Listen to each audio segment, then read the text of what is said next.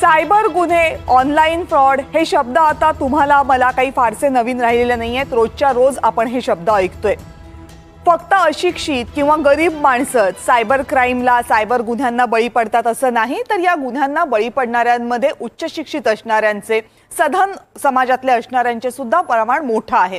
गेल्या काही दिवसांमधली एक आकडेवारी समोर आलेली आहे। ही आकडेवारी आहे फक्त पुणे शहराबाबतची, पण एका शहराबाबतची जर अशी आकडेवारी असेल तर इतर शहरांमध्ये, महाराष्ट्रामध्ये आणि अख्ख्या देशभरामध्ये सायबर फ्रॉडचं प्रमाण किती वाढलेलं आहे, हे जाळं किती विस्तारते, किती घट्ट होते याची आपल्याला सहज कल्पना येते। एकट्या पुण्याचा जर विचार केला तर या वर्षामध्ये म्हणजे फक्त 9 महिन्यांमध्ये पुण्यामध्ये वेगवेगळ्या सायबर क्राईम, वेगवेगळे सायबर फ्रॉड जे झालेले आहेत त्याच्यामधून 200 कोटींपेक्षा जास्तची रक्कम लंपास झालेली आहे। यापैकी रक्कम परत किती मिळालेली आहे तर तो आकडा जेमतेम 1 कोटी इतकाही नाही। याचा अर्थ सायबर क्राईमला बळी पडलेल्यांचे पैसे परत मिळण्याची शक्यता ही इतर गुन्ह्यांच्या तुलनेमध्ये अत्यंत कमी आहे। गेल्या काही दिवसांमध्ये नाशिकमध्ये सुद्धा हीच घटना समोर आलेली आहे। एक वेगळ्याच प्रकारचा फ्रॉड आता समोर येतोय आणि त्या निमित्तानंच आपल्याला एक चर्चा करायची आहे। पण त्या अगोदर आपण पाहूयात की पुण्यातली जी धक्कादायक आकडेवारी आता समोर आलेली आहे ती आकडेवारी नेमकं काय सांगते। पुणेकरांची जी ऑनलाईन लूट झालेली आहे त्याचे जे आकडे मी आता तुम्हाला सांगणार आहे ते आकडे फक्त 9 महिन्यांमधले आकडे आहेत, म्हणजे 1 वर्ष सुद्धा पूर्ण झालेलं नाहीये। ऑनलाईन बँकिंग फ्रॉड म्हणजे बँक खात्यांमध्ये फ्रॉड करून जी रक्कम लुटली जाते त्याचे जे नोंद झालेले गुन्हे आहेत, अर्थात ही फक्त नोंद झालेली आकडेवारी आहे, नोंद झालेले गुन्हे फक्त 20 आहेत आणि रक्कम किती लुटली गेले तब्बल 6 कोटी आणि परत मिळालेली रक्कम 0, 1 रुपयाही परत मिळालेला नाहीये। फेक कॉल करून जे गुन्हे केले जातात, तुमच्या माझ्या मोबाईलवर रोज अननोन नंबरचे कॉल येत असतात, या कॉलचा वापर करून जे गुन्हे केले जातात, 117 गुन्हे दाखल झालेले आहेत। 11 कोटी रुपयांची रक्कम यामधून लुटण्यात आलेली आहे आणि परत किती मिळालेत फक्त 26,000 रुपये। फेक कॉल, मनी लॉन्ड्रिंग, अनेकदा सांगितलं जातं तुमच्यावर गुन्हा दाखल झालेला आहे, तुमच्यावर कारवाई होणार आहे, कारवाई टाळायची असेल तर पैसे द्यावे लागतील। अनेक जण या कॉलला घाबरतात आणि पैसे देतात। 36 गुन्हे अशा प्रकारचे एकट्या पुण्यामध्ये दाखल झालेले आहेत। 11 कोटी रुपये लुटले गेलेले आहेत, परत किती मिळाले 0। फेक कॉल, MNG, आम्ही महाराष्ट्र निगम गॅस लिमिटेड करून बोलतोय, तुमचं गॅस कनेक्शन आहे, तुम्ही पैसे भरलेले नाहीयेत, तुम्ही पैसे भरलेले नसाल तर तुमचं गॅस कनेक्शन कापलं जाईल। हेच वीज बिलांच्या बाबतीत सुद्धा होत होतं। अनेक जण या कॉल्सना फसले, पैसे लुटले गेले। 20 गुन्हे आतापर्यंत दाखल झालेत पुण्यात। 1 कोटी रुपये अनेकांच्या खात्यांमधून लुटले गेले, परत किती मिळालेत 1ही रुपया नाही। फेडेक्स, हा कॉल तुम्हालाही आला असेल। तुमच्या नावाचं एक पार्सल स्वित्झर्लंडमध्ये गेलेलं आहे, त्या पार्सलमध्ये ड्रग्ज आहे, आता तुमच्यावर गुन्हा दाखल होईल, तुमच्यावर आंतरराष्ट्रीय सुद्धा कारवाई होईल। असा एखादा कॉल आला की समोरचा व्यक्ती घाबरून जातो, खात्याची माहिती देतो, गुन्हा आपल्यावर नोंद होऊ नये यासाठी पैशांची मागणी होते, पैसे दिले जातात। पुणेकरांनी अशा घटनांमध्ये 30 गुन्ह्यांमध्ये तब्बल 9 कोटी रुपये गमावलेले आहेत, 1ही रुपया परत मिळालेला नाही। शेअर ट्रेडिंग, प्रत्येकाला शेअरमध्ये गुंतवणूक करायची असते, माहिती फारशी नसते, याचा फायदा घेऊन शेअर ट्रेडिंग संदर्भातले गुन्हे केले जातात। याचा आकडा सगळ्यात मोठा आहे, तब्बल 395 गुन्हे या संदर्भातले दाखल झालेले आहेत आणि यामध्ये लुटलेली रक्कम थोडी थोडकी नाही, एकट्या पुणेकरांच्या खिशातना तब्बल 133 कोटी रुपये शेअर ट्रेडिंगच्या फ्रॉड्समधनं लुटले गेलेले आहेत। जेमतेम 72 लाख रुपये यातनं परत मिळाले। टास्क फ्रॉड, एखादं टास्क करायला द्यायचं आणि मग त्याच्या माध्यमातून फ्रॉड करून घ्यायचे। 212 गुन्हे अशा प्रकारचे दाखल झालेले आहेत, ज्यातनं 31 कोटी रुपये लुटले गेलेत, 35 लाख रुपये जेमतेम परत मिळालेत। आणि इतर गुन्हे म्हणजे इतर प्रकारचे जे फोन तुम्हाला येतात आणि मग तुमच्याकडनं OTP मागितला जातो किंवा तुम्हाला एखादी लिंक पाठवली जाते, त्या लिंकवर तुम्ही क्लिक करता आणि तुमचं खातं रिकामं होतं। अशा प्रकारचे 142 गुन्हे आतापर्यंत दाखल झालेत पुण्यामध्ये। 10 कोटी रुपये लुटले गेलेले आहेत आणि परत किती मिळाले जेमतेम 10 लाख रुपये परत मिळवण्यात यश आले। एकूण जर पुण्यातला आकडा पाहिला या गुन्ह्यांचा तर 1003 लुटीचे गुन्हे पुण्यामध्ये दाखल झालेत। यामध्ये 218 कोटी रुपये पुणेकरांच्या खिशातनं गेलेत आणि जेमतेम 1 कोटी रुपये परत मिळालेत। आता विचार करा, जर एकट्या पुण्याचा आकडा हा जर 218 कोटीचा 9 महिन्यांचा असेल तर देशभराचा आकडा किती।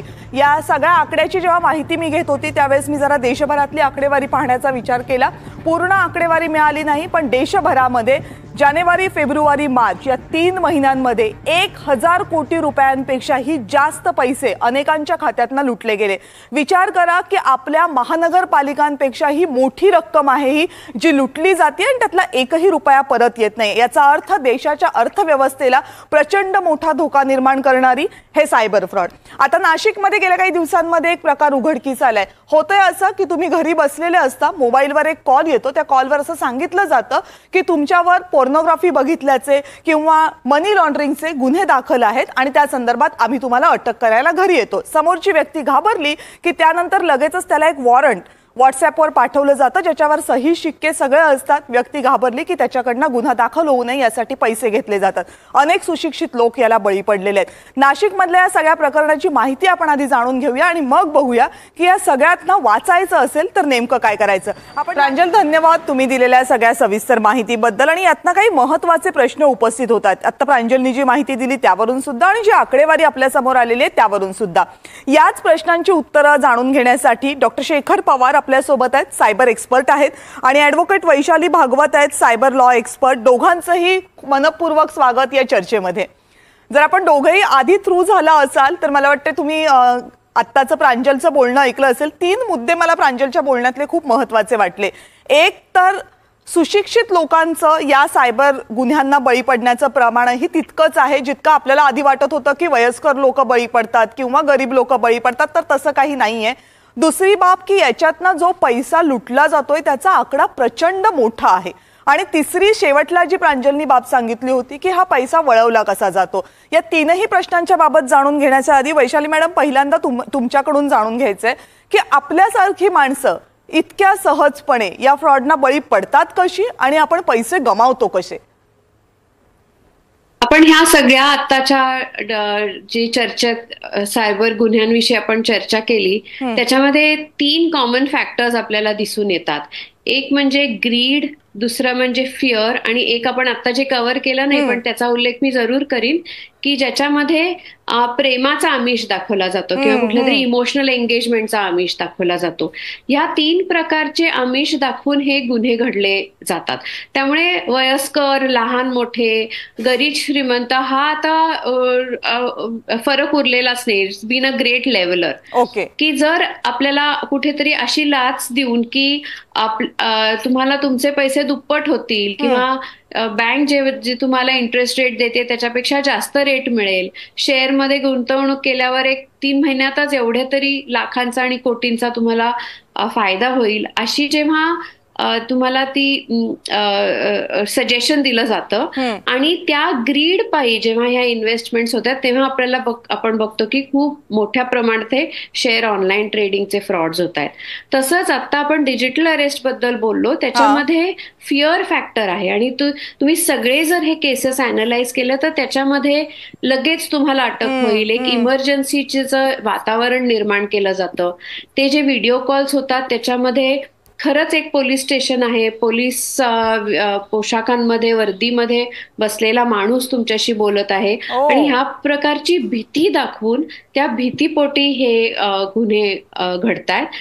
त्यामुळे सुशिक्षित लोक सुद्धा का बळी पडतायत त्याचं खरं उत्तर हेच आहे की either fear or greed or की कुठले तरी आपल्याला लग्न होणार आहे का, डेटिंग पार्टनर मिळणार आहे का, ह्या सुद्धा इंटिमेट रिलेशनशिपची सुद्धा भूल घालून हे गुन्हे घडतात. अजून एक ट्रेंड आपल्याला दिसतो की जी लोक टार्गेट होत आहेत त्या लोकांकडे पैसे तर व्यवस्थित आहेतच. त्यामुळे हा एक मोठ्या पद्धतीचा ऑर्गनाइज्ड क्राईम म्हणायला हरकत नाही, कारण इन्सायडर इन्फॉर्मेशन फ्रॉडस्टर्सकडे नक्की आहे की कोणाच्या खात्यामध्ये किती पैसे आहेत, मग ते कसे ट्रान्सफर केले जाऊ शकतील वगैरे. आणि अजून एक ह्याच्यात प्रकार मला ह्याचा नक्की इथे उल्लेख करायचा आहे की बऱ्याचशा बँकांमध्ये प्री अप्रूव्ड लोन्स अवेलेबल असतात लोकांना. तर ह्या गुन्ह्यांमध्ये आम्ही अजून एक असा ट्रेंड बघितलाय की जरी तुमच्या खात्यात आता एक 20-25 हजार रुपयेच असतील पण तुम्हाला एक 50 लाखाचं प्री अप्रूव्ड लोन तुमच्या अकाउंटवर अवेलेबल आहे, तर गुन्हेगार तुम्हाला ह्या सगळ्या रॅकेटमध्ये गुंतवून तुमच्याकडून तुमच्या बँकेचा ऍक्सेस मिळवून ते प्री अप्रूव्ड लोन अप्रूव्ह करून घेतात. इमिजिएटली ती अमाऊंट तुमच्या अकाउंटमध्ये क्रेडिट होते आणि मग ती लगेच डेबिट होऊन तुम्हाला तो बापरे. एडिशनल नुकसान झालेलं आम्ही लोकांचं बघितलेलं आहे. तुमच्या पुढच्या प्रश्नात मी ते सांगेनच सतर्क कसं राहायचं वगैरे, पण हे ट्रेंड्स आपल्याला हे कल्पनेच्या पलीकडचं आहे, म्हणजे एकतर आहे ती रक्कम गेलीच गेली, परत कर्ज डोक्यावर ठेवून हे भामटे निघून जातात आणि त्याचं काही होत नाहीये. शेखर सर, मघाशी जी मी आकडेवारी वाचली ना, त्या आकडेवारीमध्ये मला खूप चिंता जाणवली. त्याचं कारण असं आहे की ही फक्त पुण्यातली 9 महिन्यांची आकडेवारी आहे, जी 218 कोटींची आहे. जेमतेम 1 कोटी रुपये सुद्धा परत नाही मिळालेले आहेत. काही रक्कम फ्रीज करण्यात आलेली आहे. जर एकट्या पुणे शहराची ही अवस्था असेल तर मुंबईसह महाराष्ट्राची काय अवस्था असेल याचा फक्त विचार करता येईल. म्हणजे मला तर ना हे आकडे फक्त स्कॅम मध्ये अगोदर मी ऐकलेले होते. आता हे आकडे जेवढे आपण टोटल आकडे या सायबर गुन्ह्यांचे ऐकतोय ते एखाद्या महानगरपालिकांपेक्षा, मोठ्या महानगरपालिकांचं जे बजेट असतं त्याच्यापेक्षा हे आकडे जास्त आहे. हे काय समांतर अर्थव्यवस्था उभी करतायत का? नक्कीच. पहिलं तर मी मुद्दामच आता माझं जे बॅकग्राऊंड आहे ते व्हर्च्युअल ठेवलंय आजच्या कॉलसाठी, आणि मी ते मुद्दाम आता तुमच्याशी बोलता बोलता चेंज केलंय. आणि हे मी तुम्हाला सांगू इच्छितो की आपण सगळे आता डिजिटल वर्ल्ड मध्ये राहतो. पूर्वी जे रेल्वेमध्ये आपण ऐकायचो की पाकिट मारलं जायचं किंवा एखाद्या ठिकाणी मंगळसूत्र मारलं जायचं, आता तेवढी मेहनत करायची गरज राहिलेली नाही. सायबर क्रिमिनल्स एखाद्या टेक्नॉलॉजीच्या एक्सपर्ट कडून एखादं सॉफ्टवेअर किंवा एखादा स्कॅम बनवून घेतात आणि याच्या मागे खूप मोठ्या मोठ्या माफिया गँग्स देखील कार्यरत आहेत. कारण की मी स्वतः काही इंटरनॅशनल फाउंडेशन्स बरोबर संलग्न आहे आणि तिथे असं निदर्शनास आलं की याच्या मागे खूप मोठी इन्व्हेस्टमेंट केली जाते. जर समजा 100 करोडची इन्व्हेस्टमेंट केली गेली तर त्यांना 500 करोड पेक्षा जास्त फायदा होतो, असं एका कॉन्फरन्समध्ये सांगण्यात आलं. तर याचा अर्थ हा आहे की आता आपण ज्या जगात राहतोय ते तर आहे डिजिटल दुनिया, आणि त्याच्यामध्ये तुम्ही कितपत कोणावर विश्वास ठेवायचा हा पहिला प्रश्न आहे. जर एखादा प्रोडक्ट तुम्ही ऑनलाईन बघता तर त्याचं तुम्हाला अंदाज येत नाही फीचर्स बघून, तर मी जनरली ऑनलाईन शॉपिंग करायच्या आधी देखील कुठल्या तरी दुकानात जाऊन ते प्रोडक्ट हाताळून बघतो की हे प्रोडक्ट कसं आहे, आणि नंतर मी ऑनलाईन ऑर्डर करतो. तर खूप खूप महत्वाचं आहे की आपण या गोष्टींकडे केअरफुली बघणं आणि एखाद्या व्यक्तीवर जो ऑनलाईन आहे त्याच्यावर कितपत विश्वास ठेवायचा हे तर खूप लांबच राहिलं.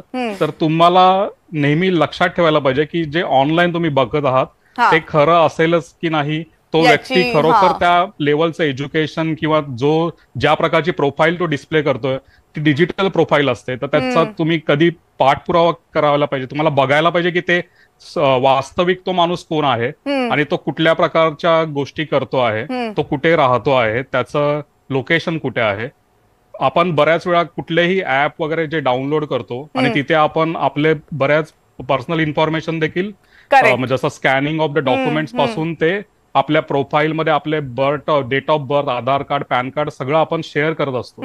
आणि ह्याच्यामुळे काय होतं की आपली जी प्रायव्हेट इन्फॉर्मेशन आहे ती या सायबर क्रिमिनल्सच्या हातात जाते, आणि त्याच्यानंतर मग ह्या प्रकारचे फ्रॉड्स तयार करण्यासाठी त्यांना पूर्ण मदत मिळते.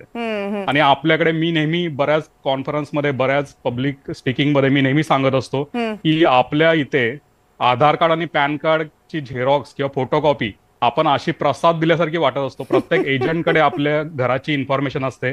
अमेझॉन वरून आलेलं जे पार्सल आहे ते पण आपण टिअर करून प्रॉपरली टाकत नाही. त्याच्यावर आपला मोबाईल नंबर, आपला ऍड्रेस, आपली गोपनीयता असते, आणि ह्या गोष्टींचा वापर करूनच हे स्कॅम केले जातात. तर ह्याला जर अवाक करायचं असेल, ह्याला जर थांबवायचं असेल तर आपल्याला पहिलं तर आपली जी पर्सनल इन्फॉर्मेशन आहे ती आपल्याला सेफ ठेवता आली पाहिजे. आणि या पर्सनल इन्फॉर्मेशनचा सर एक प्रश्न, कारण मगाशी मॅडमनी बोलताना त्याचा उल्लेख केला. तुम्ही असं सांगितलं मॅडम की 3 महत्वाच्या गोष्टी आहेत ज्याच्यामुळे लोक याला बळी पडतात. एक तर आमिष दाखवलं जातं, लालूच दाखवलं जातं, दुसरं भीती दाखवली जाते, किंवा इंटिमेट रिलेशनशिपची आशा दाखवली जाते. हीच 3 प्रमुख कारणं तुम्हाला दिसत आहेत. पण या सगळ्यासाठी सगळ्यात महत्वाची असते ती तुमची वैयक्तिक माहिती. म्हणजे आता जे नाशिकचं उदाहरण आलं त्याच्यामधल्या काही गोष्टी अशा होत्या की तुम्ही पोर्नोग्राफी पाहता म्हणून आम्ही तुमच्यावर कारवाई करणार आहोत. आता याला जर एखादा माणूस घाबरत असेल तर कदाचित त्याची पर्सनल इन्फॉर्मेशन जी आहे त्याचा डिजिटल वावर जो आहे तो त्या लोकांपर्यंत आहे आणि त्याचा वापर केला जातोय. आता डिजिटल वावर आपला कसा सुरक्षित राहणार? कारण प्रत्येकाला काही हे माहित नाहीये की बाबा मी ज्या वेबसाईटला भेट देतोय किंवा मी ज्या ऍपवर जातोय जातोय ते सुरक्षित आहे की नाही, माझी माहिती तिथे सुरक्षित आहे की नाही, आवरायचं कसं हे? एक 2-4 पॉइंटर्स देते किंवा काय लक्षात ठेवायला पाहिजे नागरिकांनी ह्याची एक थोडाशी पॉइंटर्स असे आहेत की लेट्स टेक द एक्झाम्पल की आधार कार्ड आहे. तर आधार नंबर आपण कुणाला द्यायला पाहिजे? तर ज्यांना कायद्याने हक्क आहे आधार नंबर मागायचा त्यांनाच कंपल्सरीली आधार नंबर आपण देऊ शकतो. म्हणजे बँका किंवा इन्शुरन्स कंपनीज किंवा अशा स्टेट एजन्सीज ज्या स्टेटचे फायदे किंवा काही स्कीम्सचे फायदे आपण घेतोय. आता जर हॉटेलमध्ये गेल्यावर जर आधार कार्ड मागितलं गेलं तर आपण त्याला नाकारू शकतो. त्यांना फक्त आयडी प्रूफ लागतं आणि त्याच्यामध्ये आधार कार्ड द्यायचं काही कारण नाही. पण सर्वसामान्य माणसाला जेव्हा आपण आधार कार्ड मागतो तेव्हा अगदी काही प्रश्न न विचारता ते दिले जातात. त्यामुळे मागणाऱ्यांनीही काळजी घ्यायला पाहिजे आणि देणाऱ्यांनी काळजी घ्यायला पाहिजे की कुठल्या कारणासाठी आपण किती पर्सनल इन्फॉर्मेशन देतोय.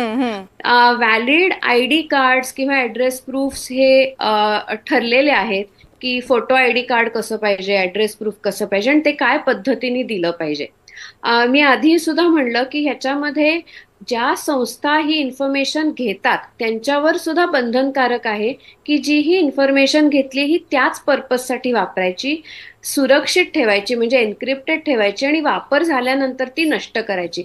आणि आपण आता बघणार आहोत की लवकरच आपल्या पुढे तो डीपीडीपी ऍक्ट येतोय ज्याच्यामुळे सर्व संस्थांवर जे पर्सनल इन्फॉर्मेशन प्रोसेस करतात त्यांच्यावर बंधनकारक आहे की ती पर्सनल इन्फॉर्मेशन सुरक्षित ठेवलीच गेली पाहिजे आणि वापर झाल्यानंतर ती नष्ट केली गेली पाहिजे. आणि केली नाही तर त्यांच्यावर ज्या पेनल्टीज आहेत त्या खूप जास्त प्रमाणात आहेत. त्यामुळे त्या कायद्याची अंमलबजावणी ही चांगलीच होईल अशी आम्हाला सगळ्यांना आशा आहे.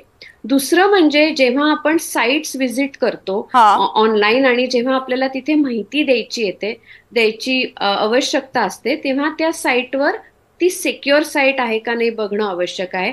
त्याची सिक्युरिटी किंवा त्याचं सिक्युरिटी सर्टिफिकेट व्हॅलिड आहे का नाही हे बघणं आवश्यक आहे. आणि परत आवश्यक तेवढीच माहिती आपण तिथे पुरवली पाहिजे. म्हणजे जर आता अमेझॉनवर मी काहीतरी आर्टिकल ऑर्डर करते तर त्याच्यामध्ये माझा नाव पत्ता एवढं पुरेसं आहे. त्याच्यामध्ये मला माझा डेट ऑफ बर्थ द्यायची गरज नाही. आणि त्यामुळे ज्या चांगल्या साईट्स आहेत ते आपल्याला जास्त इन्फॉर्मेशन मागणार पण नाहीत. त्यामुळे ते सतर्क राहणं सुद्धा महत्वाचं आहे की आपण कुठल्या वेबसाईटवर किती इन्फॉर्मेशन देतो. आणि तिसरं म्हणजे एस्पेशली सोशल मीडिया साईट्सवर आपली इन्फॉर्मेशन सुरक्षित कशी राहू शकेल त्याच्यासाठी त्याची प्रायव्हसी सेटिंग्स असतात. त्या सेटिंग्स बघून मग त्या पद्धतीने त्या सेटिंग्स करून मगच आपला सोशल मीडियाचा वापर आपण ठेवला पाहिजे. सध्या काय झालंय नागरिकांमध्ये सुद्धा आता साधी टू व्हीलर चालवायची सुद्धा तरी आपण ती शिकतो आणि मग चालवतो आणि त्यासाठी लायसन्स असतो. पण सोशल मीडिया इंटरनेट वापरण्यासाठी काही रूल्स आहेत, काही एका विशिष्ट पद्धतीने वापरायला पाहिजे. ह्याचा अभ्यास करायचा कोणात ना पेशन्स आहे ना त्याची अर्ज आहे. आणि मग नंतर एखादी अशी घटना घडल्यानंतर आपण जे म्हणतो अरे माझ्या बाबतीत असं घडलं पण त्याच्यासाठी ऍज अ सिटीझन पण तुम्ही काहीच अभ्यास केलेला नाही, काहीच प्रिपरेशन केलेलं नाहीये किंवा कुठलाच अलर्टनेस दाखवलेला नाहीये तर ते सुद्धा कमी व्हायला पाहिजे. त्याचा अभ्यास पूर्णच वापर व्हायला पाहिजे. ही सुद्धा एक बेसिक गरज आहे. मला जरूर सिटीझन्सना किंवा इंटरनेट युजर्सना सांगायचं. ओके शेखरजी, याच्यामध्ये जो मी सुरुवातीला तुम्हाला दोघांनाही प्रश्न विचारताना तो तिसरा मुद्दा सांगितला होता तो मला खूप डेंजरस वाटला. कारण नाशिक मधल्या केसमध्ये जे पैसे लुटले गेले ते काही मिनिटांच्या आत 1400 वेगवेगळ्या खात्यांमध्ये वळवले गेले. आता 1400 खात्यांचा माग काढणं आणि ते पैसे पुन्हा मिळवणं हे पोलिसांसाठी किती जिकरीचं असू शकतं हे फक्त आपण त्या आकड्यावरनं समजू शकतो. जर हे होत असेल तर मुळात 1400 खात्यांचा ऍक्सेस मिळणं म्हणजे गोरगरिबांच्या खात्यांचा ऍक्सेस मिळवला जातो आणि मग ते पैसे तिकडे वळवले जातात. असं जर होत असेल तर मग या संघटित गुन्हेगारीला आळा घालणं खरंच शक्य आहे का? कसं आहे तर नंतर, पण ते घालता येणं तरी शक्य आहे का? आता काय झालंय की क्रिप्टो करन्सी अकाउंट्स असतात, हे मोस्टली जे अकाउंट्स असतात तर क्रिप्टो करन्सी मध्ये तुम्हाला त्या व्यक्ती कोण आहे त्याची प्रायव्हसी इतकी मेंटेन केलेली असते की तुम्ही त्या व्यक्तीला रेकग्नाइज करू शकत नाही. तर हे नक्कीच खूप कठीण आहे हे रेकग्नाइज करणं. आणि काही वर्ष आधी एक पुण्यातलीच एक बँक आहे, मी आता त्या बँकेचं नाव घेऊ इच्छित नाही, पण त्यांच्या सर्व्हरवर देखील अटॅक होऊन कितीतरी करोड रुपयांचा एक स्कॅम केला गेला होता आणि त्या बाबतीत देखील त्यांचे पैसे वेगवेगळ्या अकाउंट्सवर ट्रान्सफर केले गेले होते आणि ते पैसे एटीएम मशीन मधून देखील काढण्यात आले होते आणि हाँगकाँगच्या एका बँकमध्ये ट्रान्सफर करण्यात आले होते. आणि लेटेस्ट अपडेट जे माझ्याकडे आहेत अजून देखील ते पूर्णतः रिकवर झाले नाहीत. तर हे बऱ्याच काही इंटरनॅशनल बाबी देखील आहेत की ज्याच्यामध्ये पैसे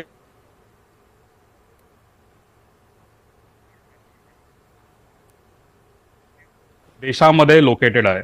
तर हे नक्कीच आपल्याला गव्हर्नमेंट कडून या गोष्टींचा पाठपुरावा करणं भाग आहे आणि त्यांचे रिलेशन त्या दृष्टीने असणं भाग आहे की त्यांना एक FBI च्या मार्गाने किंवा इंटरनॅशनल लॉसच्या मार्गाने ते पैसे परत रिकव्हर करता येतील. ओके. पण तुम्ही सांगितल्याप्रमाणे नक्कीच हे खूप चॅलेंजिंग आहे, कारण एकूण आपल्या पोलिसांकडे असणारी यंत्रणा आणि या गुन्ह्यांचं वाढतं प्रमाण, म्हणजे आकडा गुन्ह्यांचा वाढत चाललेला आहे आणि पोलिसांकडची यंत्रणा त्या तुलनेनं वाढत नाहीये, त्यामुळे हे नक्कीच कठीण असणार आहे. मॅडम, तुम्हाला एक शेवटचा प्रश्न मला विचारायचा आहे. तुम्ही मगाशी बऱ्याच मुद्द्यांचा उहापोह केलाय, पण प्रश्न असा आहे ना की माझ्या मोबाईलवर एखादा अननोन कॉल येतो जो मी उचलला, समोरची व्यक्ती व्यवस्थित बोलते, सहज बळी पडू शकतो कोणीही. जर माझ्यासारखं सहज बोलणारं कोणीतरी आपल्याशी बोलत असेल तर आपल्याला असं वाटतं की तो माणूस जेन्युइन आहे ना, का शंका येईल त्या माणसावर. बरं, आपण कामामध्ये असतो, आपल्याला वाटतं नसेल भरलं मी बिल, एखादं माझ्याकडनं राहून गेलं असेल, आपण हाही विचार करत नाही की जाऊन चेक करायचं की ते भरलंय की नाही, आणि मग आपण पैसे ट्रान्सफर करून मोकळे होतो. छोटी रक्कम असेल तर आपण लक्ष देत नाही, पण बऱ्याचदा येतात ना मोठी. आता या अननोन कॉल्सना कसं आवर घालायचा? बरं, सरकारही थकलंय त्याच्यावर वेगवेगळे उपाय करून, पण ते काय आवर घालताना दिसत नाहीयेत किंवा ते यशस्वी होतही नाहीये. एक परत 4-5 मुद्दे इथे मी सांगू इच्छिते. एक म्हणजे आपली telecom regulatory authority of India म्हणजे ट्राय, त्याच्यामध्ये काही वर्षांपूर्वी आपल्याला आठवत असेल एक डू नॉट डिस्टर्ब नावाची सुविधा सुरू केली होती, ज्याच्यामध्ये मी अननोन नंबर्सना आधीच ब्लॉक करू शकत होते की ते माझ्यापर्यंत पोहोचणार नाहीत. ती स्कीम एवढी चांगली चालली नाही, पण परत TRAI वर सध्या खूप सगळ्यांचं लक्ष आहे आणि हायली रेग्युलेटेड एंटिटी आहे, आणि परत त्या संस्थेच्या मार्फत अशा काही सर्व्हिसेस येऊ घातलेल्या आहेत ज्याच्यावरून हे कॉल्स आपल्याला आधीच ब्लॉक होतील, आपल्यापर्यंत येणारच नाहीत. दुसरं म्हणजे बँकांकडनं जे कॉल्स येतात त्याला सुद्धा आता सरकारने एक प्रिफिक्स दिलेला आहे, 102 असं प्रिफिक्स आहे की त्या नंबरचं प्रिफिक्स असेल तरच हे जेन्युइन बँकेचे कॉल्स आहेत असे पण कस्टमर्सना ओळखता येतील. तिसरं म्हणजे कधीपासून आपल्याला असं वाटायला लागलं की आपल्या सगळ्या सरकारी संस्था इतक्या अलर्ट आणि इतक्या छान काम करतायत की आपलं एक बिल चुकलं तर लगेच इलेक्ट्रिसिटी आपली तुटली जाईल. हे सुद्धा नागरिकांनी थोडं लक्षात ठेवलं पाहिजे की सरकारी कामकाज आज सुद्धा ज्या पेसनी चालतं त्या पेसमध्ये हे अजिबातच शक्य नाही की फोन येऊन तुमची इलेक्ट्रिसिटी लगेच कट होणार आहे किंवा तुमची कुठली तरी इमर्जन्सी सर्व्हिस इमिजिएटली कट होणार आहे. इनफॅक्ट कायम सरकारची अशीच पद्धत कामाची आलेली आहे की तुम्हाला किमान 3 ते 4 रिमाइंडर्स पाठवल्यानंतरच ही सुविधा काढून घेतली जाते. अगदी प्रॉपर्टी टॅक्स असेल तरी काही लगेच कुठल्या कॉर्पोरेशनची कुठली कारवाई त्याच्यावर होत नाही. थकबाकी टॅक्स असेल किंवा थकबाकी कुठली असेल तर तेवढा अलर्टनेस डेफिनेटली सिटिझन्सनी दाखवायचा आहे. तिसरं म्हणजे बँकांवर सुद्धा आता रेग्युलेशन येतंय की हे जे तुम्ही जे म्हणता की लगेच पैसे काढून घेतले जातात आणि इकडे तिकडे ते मनी लॉन्ड्रिंग मध्ये देशाच्या बाहेर सुद्धा जातात, तर बँकांवरही कायद्याचं देर इज रेग्युलेशन की हे म्यूल अकाउंट्स काढले जातातच कसे, आणि त्याच्यावर काहीच बँकांची ओव्हरसाईट कशी नाहीये, कारण now banks are being part of this money laundering आणि मनी म्यूल ट्रान्झॅक्शन. त्यामुळे त्यांच्यावर सुद्धा KYC कम्प्लायन्सचा जास्त रेग्युलेशन येऊ घातलेलं आहे. अजून एक मुद्दा सांगते, नवीन जो BNS कायदा आला, IPC ला रिप्लेस केला, त्याच्यामध्ये सुद्धा ऑर्गनाइज्ड क्राईमचा सेक्शन इंट्रोड्यूस झालेला आहे आणि त्याच्यामध्ये कारण हा काही एक माणसाने केलेला गुन्हा नाही, मोठ्या टोळ्या आहेत, ऑर्गनाइज्ड क्राईम्स आहेत, त्यामुळे तो सेक्शन आता अप्लाय करणं जास्त सोपं जाईल जे आतापर्यंत शक्य नव्हतं. आणि शेवटचं म्हणजे जर आपण लगेच रिपोर्ट केलं cybercrime.gov.in ह्या साईटवर, तर लगेच ते पैसे ब्लॉक होतात त्या बँकेच्या अकाउंट्समध्ये. आणि because of the CCTNS network पुढे जिथे जिथे ते पैसे जातात, म्हणजे एका बँकेतून दुसरीकडे, दुसरीकडून तिसरीकडे, या सगळ्या अकाउंट्समध्ये पैसे ब्लॉक होऊन तुम्हाला परत मिळण्याची शक्यता त्याच्यामुळे मग थोडी पुण्याची जी आकडेवारी आली त्याच्यामध्ये फ्रोझन मनी किती आहे याचा एक भाग आहे. म्हणजे परत मिळवलेल्या पैशापेक्षा तो फ्रोझनचा आकडा जास्त आहे, पण ते पुन्हा येईपर्यंतची एक प्रक्रिया आहे, ती आणखीन वेगळी आहे आणि त्यासाठी लोकांना वाट पाहावी लागू शकते. वेळ संपत आलेली आहे, पण पवार सर तुमचा मुद्दा पूर्ण करा, कारण तुम्ही मगापासून इशारा करताय. गव्हर्नमेंटने एक चांगला इनिशिएटिव्ह घेतलाय की sanchar.sati.gov.in या वेबसाईटमध्ये जाऊन कोणताही तुम्हाला आलेला स्पॅम कॉल तुम्ही रिपोर्ट करू शकता आणि त्या कॉलचा एक स्क्रीनशॉट देखील तिथे अपलोड करू शकता की हा कॉल मला या वेळेला आलेला आणि त्या स्कॅमरनी तुमच्याशी काय संभाषण केले त्याचा तुम्ही तिथे ऍक्च्युली रिपोर्ट करू शकता कमेंट टाकून. तर त्याच्यावर इमिजिएटली ऍक्शन घेतली जात आहे आणि हे माझ्या निदर्शनास आता आलेलं आहे की बऱ्याच गोष्टी अशा रिपोर्ट केल्या जातात. त्याच्याऐवजी 1390 ही आपली 1930 ही आपली सायबर क्राईमची हेल्पलाईन आहे. तिथे तुम्ही संपर्क करू शकता किंवा cybercrime.gov.in वर संपर्क करून तुम्ही पोलिसांना देखील याच्यामध्ये इन्व्हॉल्व्ह करू शकता की हे अशा प्रकारचे स्कॅम चालू आहेत आणि ह्याच्यावर नक्कीच FIR तिथे बनवला जातो आणि त्याच्यावर कारवाई केली जाते.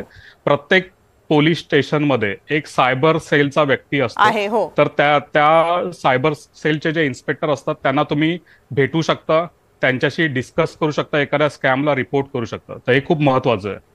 म्हणजे ज्या ऑनलाईन पद्धतीच्या माध्यमातून आपले पैसे लाटले जाऊ शकतात त्याच ऑनलाईन पद्धतीचा वापर करून आपण या संदर्भातले गुन्हेही नोंदवू शकतो. त्यामुळे प्रत्येक वेळेला आपल्याला खूप वेळ घालवावाच लागेल असं नाही आणि थोडीशी काळजी घेतली तर आपण आपले पैसे वाचवू शकतो. आणि सगळ्यात महत्वाचं म्हणजे सरकारी खाक्या दाखवून आपले जे पैसे लुटीचे प्रमाण गेल्या काही दिवसांमध्ये वाढलेलं आहे. त्यात मॅडमने सांगितलेला मुद्दा खूपच महत्वाचा होता की थोडीशी सतर्कता दाखवा, थोडंसं डोकं लावा आणि विचार करा की खरंच एवढी सक्षमता आपली खाती दाखवणार आहेत का. आणि जर तुम्हाला शंका येत असेल ना तर थांबा, व्यवहार करू नका आणि घाबरू तर मुळीच नका. कारण तुम्ही घाबरलात, तुम्ही जर बळी पडलात अमिषाला तर तुमचे पैसे जातील याची नक्की खात्री. आणि हे गेलेले पैसे परत मिळवण्याचे मार्ग अगदी थोडे आहेत. त्यामुळे थोडीशी सतर्कता बाळगा आणि आपापली खाती आपापली अकाउंट सांभाळा. आपण दोनही मान्यवरांनी वेळात वेळ काढून ही सगळी महत्वाची माहिती आमच्यापर्यंत दिली. Thank you very much.